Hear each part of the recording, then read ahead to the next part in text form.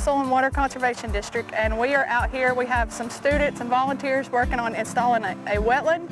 And the reason we're installing this wetland is the school already had a problem down here that was wet, and they didn't really want to drain it. They wanted to keep the wetland habitat for outdoor classroom kind of setting. So we worked with them to install this wetland that is capturing stormwater runoff from the parking lot and the roof.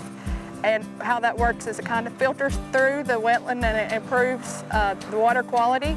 And that's what the Soil and Water Conservation really works to do, is improve the water quality. We're using several different programs to help kind of assist in funding with this.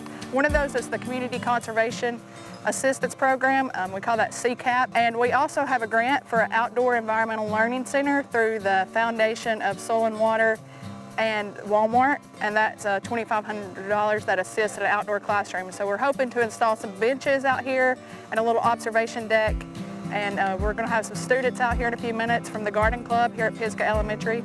And we've also had assistance from the principal, Jay Dale, and Leslie Cox, a teacher here that's been a great help in getting all this going. Renee and I have worked together before on the poster contest, the 4th grade poster contest.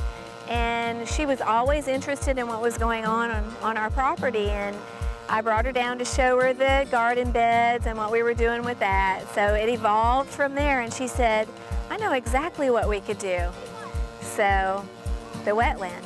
A wetland is an area where the water kind of pools and it slowly drains back, so it goes back into the groundwater, and it has an overflow down here. You can see that if it gets high enough, it will go back into the stream. But the way that the mulch in this works, the plants, they filter out heavy metals and things that come from the parking lot runoff and improve the pollution that's in the water. Before, this was just a great pond area. Sometimes it was full. Sometimes it looked like a big brown, nasty spot. Sometimes there were bugs.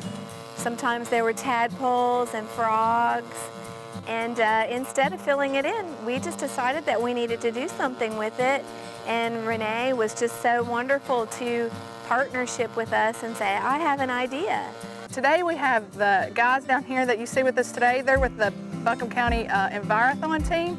And Envirothon team is for middle school and high school. Soil and Water Conservation District sponsor those. And they compete in 5 different events, like wildlife, forestry, aquatics, current environmental issues. And these guys, the middle school team, made it to the state Envirothon this year. So they did really well in that. And they have to get in some volunteer hours, so they came out today to help with that. I joined the garden club because I thought it would be really fun to be here. We're spreading mulch at the wetland today. Well, we get to get really dirty, and I like getting dirty. We're building a wetland to grow plants and we'll just basically start an ecosystem. I joined the garden club because I love to grow plants and I thought it'd be fun. What's fun is, well, you get to see what happens after you've built it. You get to see what you have made and what you have done. I am shoveling mulch and putting it in the buckets, and then we go and dump them in the wetland area. I love gardening. At home, I have a bunch of peacocks and dogs and chickens and geese, and I always have to clean up after them. So I also dig their nests. You get dirty. All kids love to get dirty. It's just the part of a kid wanting to be dirty. Whenever I have to take a bath, I say no, and I try to run away. They love this. They love this. And they can spend all the time, all day with a book or a worksheet, but if they actually come out and do it, they're going to remember 10 times more. Southeastern Native Plants is just up the road here on Pisgah Highway, and they gave us a really good deal on some plants for the wetland. And Asheville Mulch Yard also gave us a good deal on the mulch for this, and we really appreciate that, or else we probably wouldn't have had enough funding to pay for that. We really like to work together, and it probably wouldn't have happened without this. PTO did some of the funding, but they had a couple volunteers here today, and also the Soil and Water Foundation and the Walmart grant.